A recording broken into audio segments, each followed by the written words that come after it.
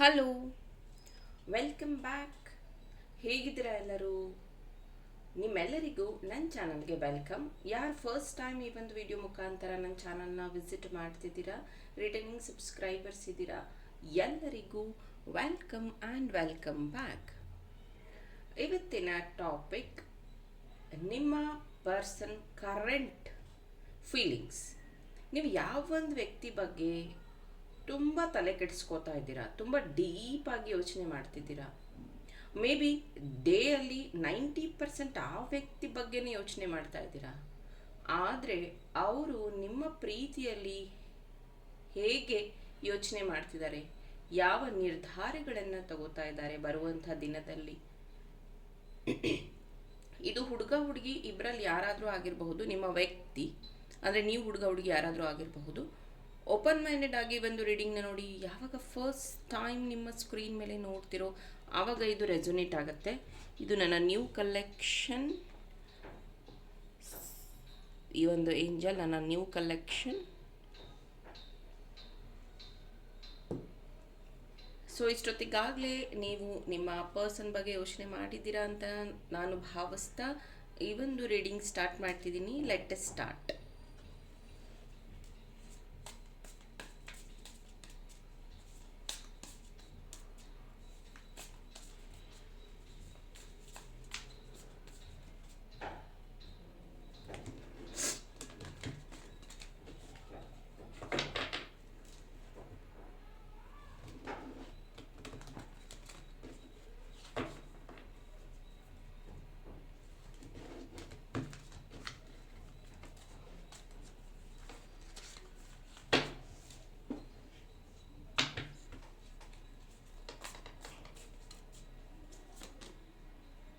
Page of Pentacles,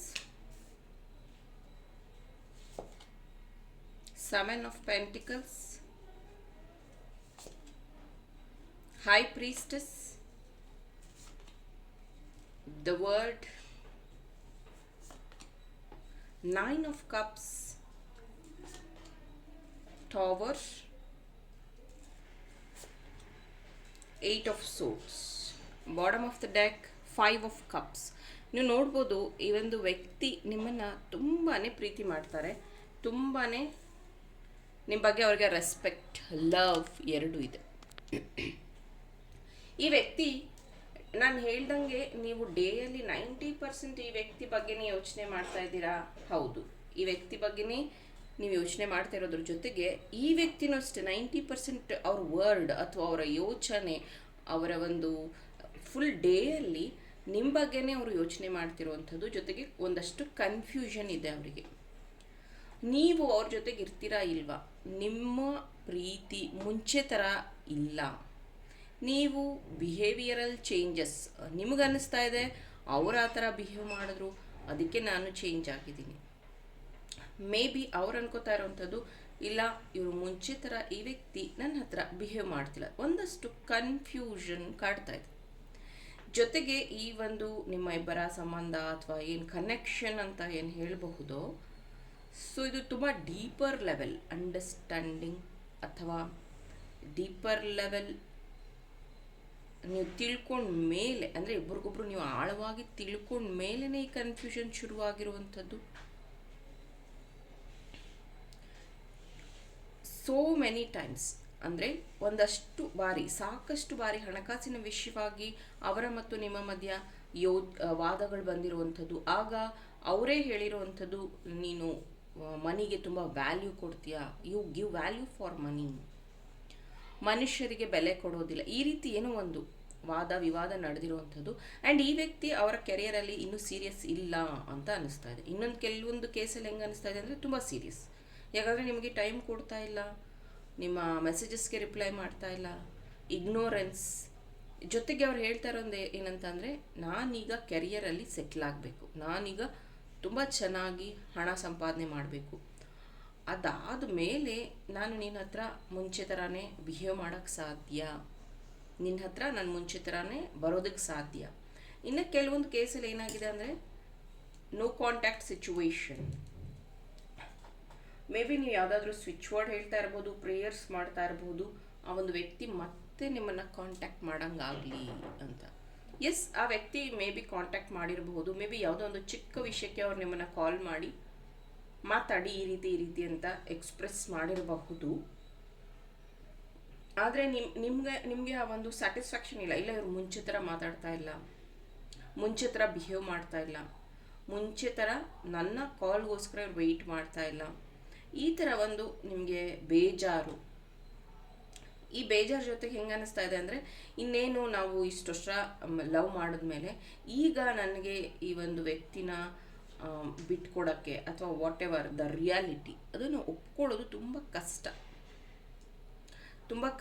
ತುಂಬ ಏನಂತಾರೆ, may be ಅವ್ರು ಈಸಿಯಾಗಿ ಹೇಳ್ತಾ ಇರ್ಬೋದು, ನಿನ್ಗೆ ಯಾವ್ದು ಸರಿ ಅನಿಸುತ್ತೋ ಅದನ್ನು ನೀನು ಚೂಸ್ ಮಾಡ್ಕೊ, whichever path you are choosing that is up to you. ಆದರೆ ನಿಮಗೆ ಹೆಂಗೆ ಅನಿಸ್ತಾ ಇದೆ ಅಂದರೆ, ಇದರಿಂದ ನಾನು ಆಚೆ ಬಂದುಬಿಟ್ರೆ ನನಗೆ ತುಂಬ ಡಿಪ್ರೆಷನ್ ಆಗಿಬಿಡತ್ತೆ, ನಾನು ಇದನ್ನು ಬಿಟ್ಟು ಬದುಕೋದಕ್ಕೆ ಆಗೋದಿಲ್ಲ, ನಾನು ಇದ್ರ ಜೊತೆಗೆ ಜೀವನ ಮಾಡಬೇಕು, ವಾಟ್ ಎವರ್ ಈ ಒಂದು ಪ್ರೀತಿ ಸಂಬಂಧ. ಈ ವ್ಯಕ್ತಿಗೆ ಹೆಂಗೆ ಅನಿಸ್ತಾ ಇದೆ ಅಂದರೆ, ಬರ್ತಾ ಈ ಪ್ರೀತಿ ನನಗೆಲ್ಲೋ ಒಂದು ರೀತಿ ಕಟ್ಟಾಕ್ದಂಗೆ ಆಗ್ತಾ ಇದೆ, ತುಂಬ ಸಫೋಕೇಟ್ ಆಗ್ತಾ ಇದೆ. ಮುಂಚೆ ನಮ್ಮಿಬ್ಬರ ಮಧ್ಯೆ ಮಾತು ಇಲ್ದಲೇ ಹೇಳ್ಕೊಳ್ದೇ ಎಷ್ಟೋ ವಿಷಯಗಳು ಸಾರ್ಟ್ ಔಟ್ ಆಗ್ತಾ ಇತ್ತು. ಆದರೆ ಈಗ ಪದೇ ಹೇಳಿದ ವಿಷಯನೇ ಹೇಳಬೇಕಾಗಿದೆ, ಪದೇ ನನ್ನ ಕಷ್ಟನ ನಿನ್ನ ಹತ್ರ ಹೇಳ್ಕೊತಾ ಇದ್ದೀನಿ, ಪದೇ ನೀನು ನನಗೆ ಹೇಳ್ತೀಯಾ ಇದ್ಯಾವುದು ಬೇಡ, ಸ್ಟಾಪ್ ಮಾಡೋಣ ಅಂತ. ಮತ್ತೆ 1-2 ದಿನ ಆದಮೇಲೆ ನೀನೇ ನನಗೆ ಕ್ವಶನ್ ಮಾಡ್ತೀಯಾ, ಈ ರೀತಿ ನೀನು ಮಾಡ್ತಾ ಇರೋದು ಸರಿನಾ? ಸೊ ಒಂದು ರೀತಿ ನನಗೆ ಕನ್ಫ್ಯೂಷನ್ ಆಗಿದೆ, ನಾನು ಮುಂಚೆ ಥರ ಇರಬೇಕಾ ಅಥವಾ ಈಗಿನ ಪರಿಸ್ಥಿತಿಗೆ ಬದಲಾಗಬೇಕಾ, ಈ ಥರ ಈ ವ್ಯಕ್ತಿ ಯೋಚನೆ ಮಾಡ್ತಿರೋವಂಥದ್ದು. ಒಂದು 90% ಕೇಸಲ್ಲಿ ಈ ವ್ಯಕ್ತಿ ನಿಮಗೆ ಕ್ಲಾರಿಟಿ ಕೊಡ್ತಾ ಇಲ್ಲ ಈ ಪ್ರೀತಿ ಬೇಡ, ಇಲ್ಲ ನಾವು ಹೀಗಿರೋದು ಬೇಡ. ಯಾಕಂದರೆ ಈ ವ್ಯಕ್ತಿ ಹೇಳ್ತಾ ಇರೋದು, ನಾನೊಂದಷ್ಟು ಪ್ರಾಬ್ಲಮ್ನ ಸಾಲ್ವ್ ಮಾಡಬೇಕು, ನನ್ನ ಜೀವನದಲ್ಲಿ ಈ ಥರ ಇದೆ, ಅದನ್ನು ಸಾರ್ಟ್ ಔಟ್ ಮಾಡಿ ನಾನು ಮತ್ತೆ ವಾಪಸ್ ಬರ್ತೀನಿ ಜೀವನಕ್ಕೆ, ಮತ್ತೆ ನಾನು ನಿನ್ನ ಪ್ರೀತಿ ನಾನು ಮುಂಚೆ ಹೇಗಿದ್ವೋ ಹಾಗೆ ಇರೋದಕ್ಕೆ ಸಾಧ್ಯ. ಬಿಕಾಸ್ ಇಲ್ಲಿ ಕಂಟಿನ್ಯೂ ನಂಬರ್ ಬಂದಿದೆ 7, 8, 9. ಜೊತೆಗೆ ಇದು ನಂಬರ್ 5. ಇದೇನು ಹೇಳುತ್ತೆ ಅಂದರೆ, ಈ 2025 ನಿಮಗೆ ಸ್ಟಾರ್ಟಿಂಗಿಂದನೂ ಅಷ್ಟೇ ಚೆನ್ನಾಗಿದ್ದಿದ್ದು ಮತ್ತು ತುಂಬ ಚೆನ್ನಾಗಿ ಮಾತಾಡಿದ್ದೇ ಕಮ್ಮಿ. ಆಲ್ರೆಡಿ ನಾವೀಗ 3 months ಕಂಪ್ಲೀಟ್ ಮಾಡಿಬಿಟ್ಟಿದ್ದೀವಿ. ಆದ್ರೂ ನಿಮ್ಮ ಮಧ್ಯ ಆ ಒಂದು ಏನಂತಾರೆ ಖುಷಿ ಇಲ್ಲ, ಈ ಪ್ರೀತಿಯಲ್ಲಿ ನಿಮಗೆ ಯಾವುದೇ ರೀತಿಯ ಫ್ರೂಷನ್ ಕಾಣಿಸ್ತಾ ಇಲ್ಲ. ಅಂದರೆ ಪದೇ ಈ ವ್ಯಕ್ತಿ ಏನೋ ಒಂದು ಕಾರಣ ಹೇಳಿರ್ತಾರೆ, ಏನೋ ಒಂದು ಸುಳ್ಳು ಹೇಳಿರ್ತಾರೆ, ಅದನ್ನು ನೀವು ಯೋಚನೆ ಮಾಡ್ತಿರ್ತೀರಾ. ಜೊತೆಗೆ ನಿಮ್ಗನ್ಸುತ್ತೆ, ಇಲ್ಲ ನಾನೇ ತಪ್ಪು ಮಾಡ್ತಿದ್ದೀನಿ, ನಾನೇ ಬದಲಾಗಬೇಕಾಗಿತ್ತೇನೋ ಅಂತ ಅನಿಸುತ್ತೆ. ಇದೆಲ್ಲ ಆಗೋಷ್ಟೊತ್ತಿಗೆ ಇಬ್ಬರು ಮಾತು ಬಿಟ್ಟಿರ್ತೀರ, ನೋ ಕಾಂಟ್ಯಾಕ್ಟ್ ಸಿಚುವೇಶನ್ ಆಗಿರುವಂಥದ್ದು. ಈ ವ್ಯಕ್ತಿಗೆ ಮೇ ಬಿ ಅವರ ಅಮ್ಮ ಅಥವಾ ಅಕ್ಕ ತಂಗಿ ಯಾರೋ ಒಬ್ಬರು ಅವ್ರನ್ನ ಕಂಟ್ರೋಲ್ ಮಾಡ್ತಿದ್ದಾರೆ, ನಿಮ್ಮಿಂದ ದೂರ ಇರೋದಕ್ಕೆ, ನಿಮ್ಮನ್ನು ಮಾತಾಡಿಸ್ಬಾರ್ದು ಅಂತ, ಅಥವಾ ಇದೆಲ್ಲ ಬೇಡ ಬಿಟ್ಬಿಡು ಅಂತ. ಸಮ್ ಒನ್ ಕಂಟ್ರೋಲಿಂಗ್ ಈ ಒಂದು ವ್ಯಕ್ತಿಯ ಮೈಂಡ್, ಇದು ಹುಡುಗಿ ಯಾರಾದರೂ ಆಗಿರಬಹುದು, ಅವರ ಮೈಂಡನ್ನ ಆ ವ್ಯಕ್ತಿ ಕಂಟ್ರೋಲ್ ಮಾಡ್ತಾ ಇರೋವಂಥದ್ದು. ಮುಂಚೆ ಎಲ್ಲ ನೀನೇನು ಮಾಡಿದ್ಯಾ ದಟ್ ಈಸ್ ಫೈನ್, ಬಟ್ ಈಗ ನೀನೇನು ಮಾಡಬೇಕು ಅನ್ಕೊತಿದ್ಯಲ್ಲ ಅದು ಒಳ್ಳೆಯದಲ್ಲ, ಅದರಿಂದ ನಮ್ಮ ಫ್ಯಾಮಿಲಿಗೆ ಎಫೆಕ್ಟ್ ಆಗುತ್ತೆ, ನಮಗೆ ಸೆಲ್ಫ್ ರೆಸ್ಪೆಕ್ಟ್ ಇದಾಗತ್ತೆ. ನೀನು ಅವ್ರ ಮನೆಗೆ ಹೋಗಿ ಹೆಣ್ಣು ಕೇಳಬಾರ್ದು, ಅಥವಾ ಗಂಡು ಅವರೇ ಬಂದು ಕೇಳಬೇಕು, ಈ ಥರ ಏನೋ ಒಂದು ಕನ್ಫ್ಯೂಷನ್ನ ಕ್ರಿಯೇಟ್ ಮಾಡಿ ಈ ಒಂದು ವ್ಯಕ್ತಿಗೆ ಹೆದರಿಸ್ತಾ ಇರೋವಂಥದ್ದು. ಮತ್ತು ನಿಮ್ಮಿಬ್ಬರನ್ನ ದೂರ ಮಾಡೋದಕ್ಕೂ ಅಷ್ಟೇ, ಮೇ ಬಿ ಇಲ್ಲಿ ಒಬ್ಬರು ಫ್ರೆಂಡ್ ಅಥವಾ ಫ್ಯಾಮಿಲಿ ಮೆಂಬರೇ ಇನ್ವಾಲ್ವ್ ಆಗಿದ್ದಾರೆ ನಿಮ್ಮಿಬ್ಬರನ್ನ ದೂರ ಮಾಡೋದಕ್ಕೆ, ನಿಮ್ಮಿಬ್ಬರು ಪ್ರೀತಿನ ಸಪ್ರೇಟ್ ಮಾಡೋದಕ್ಕೆ. ಮೇ ಬಿ ಅವರ ಮಾತಿನಿಂದ ಆ ವ್ಯಕ್ತಿಗೆ ಬುದ್ಧಿ ಹೇಳೋ ರೀತಿಯಲ್ಲಿ ಸಪ್ರೇಟ್ ಮಾಡ್ತಿರಬಹುದು, ಅಥವಾ ನಿಮ್ಮಿಬ್ಬರ ಮಧ್ಯೆ ಮಿಸ್ಅಂಡರ್ಸ್ಟ್ಯಾಂಡಿಂಗ್ ಕ್ರಿಯೇಟ್ ಆಗೋ ರೀತಿಯಲ್ಲಿ ಈ ವ್ಯಕ್ತಿ ಸಿಚುವೇಶನ್ಸ್ನ ಕ್ರಿಯೇಟ್ ಮಾಡ್ತಾ ಇರೋವಂಥದ್ದು. ನಿಮಗೆ ಕಾಲ್ ಮಾಡಿ ಒಂದು ರೀತಿ ಮಾತಾಡೋವಂಥದ್ದು, ಆ ವ್ಯಕ್ತಿಗೆ ಕಾಲ್ ಮಾಡಿ ಒಂದು ರೀತಿ ಮಾತಾಡೋವಂಥದ್ದು. ಒಟ್ಟಿನಲ್ಲಿ ಫೈನಲಿ ನೀವಿಬ್ಬರು ಜಗಳ ಮಾಡ್ಕೋಬೇಕು, ನಿಮ್ಮಿಬ್ಬರ ಜಗಳ ಆದಮೇಲೆ ಅವ್ರಿಗೆ ಸಮಾಧಾನ ಆಗೋದು. ಆ ರೀತಿ ಯಾರೊಬ್ರು ಇಲ್ಲಿ ಬಿಹೇವ್ ಮಾಡ್ತಾ ಇದ್ದಾರೆ, ಬಿ ಕೇರ್ಫುಲ್. ಕೆಲವೊಂದು ಸತಿ ಅನ್ಸುತ್ತೆ ಕಾಮನ್ ಫ್ರೆಂಡ್ ಇರ್ತಾರೆ, ನೀವೆಲ್ಲನೂ ಶೇರ್ ಮಾಡ್ತಿರ್ತೀರ, over sharing is not good. And ಒಂದಷ್ಟು ವಿಷಯಗಳನ್ನು ನೀವಿಬ್ಬರೇ ಸಾರ್ಟ್ ಔಟ್ ಮಾಡಿಕೊಂಡ್ರೆ ಒಳ್ಳೆಯದು. ಇದು ಮೂರನೇ ವ್ಯಕ್ತಿ ಹತ್ರ ಹೋದಷ್ಟು ನಿಮಗೆ ಇನ್ನೂ ಕನ್ಫ್ಯೂಷನ್ ಜಾಸ್ತಿ ಆಗುತ್ತೆ. ಜೊತೆಗೆ ಈ ವ್ಯಕ್ತಿಗೆ ನಿಮ್ಮ ಬಗ್ಗೆ ಗೌರವ ಇದೆ, ಪ್ರೀತಿ ಇದೆ, ನಿಮಗೋಸ್ಕರ ವೆಯ್ಟ್ ಮಾಡಬೇಕನ್ನೋದಿದೆ, ನಿಮ್ಮ ಜೊತೆಗೆ ಬಾಳಬೇಕು, ಬದುಕಬೇಕು ಅನ್ನೋದಿದೆ. ಆದರೆ ಅವರ ಒಂದು ಈ ಸೆಲ್ಫ್ ಕಾನ್ಫಿಡೆನ್ಸ್ ತುಂಬ ಕಮ್ಮಿ ಆಗಿದೆ. ಈ ಒಂದು 5 ಮಂತ್ಸ್, 5 ವೀಕ್ಸ್, 5 ಡೇಸ್ ಅಂತ ನಾವು ತಗೋಬಹುದು. ತುಂಬ ಸೆಲ್ಫ್ ಕಾನ್ಫಿಡೆನ್ಸ್ ಅವರಿಗೆ ಕಮ್ಮಿ ಆಗಿದೆ. ಹಾಗಾಗಿ ನಿಮ್ಮಿಬ್ಬರ ಮಧ್ಯೆ ಇನ್ನಷ್ಟು ಜಾಸ್ತಿ ಜಗಳಗಳಾಗ್ತಿರಬಹುದು. But this is the reading. I hope ಇದರಿಂದ ಇಂಟ್ರೆಸ್ಟಿಂಗ್ ಇನ್ಫಾರ್ಮೇಷನ್ ಸಿಕ್ಕಿದೆ ಅಂತ.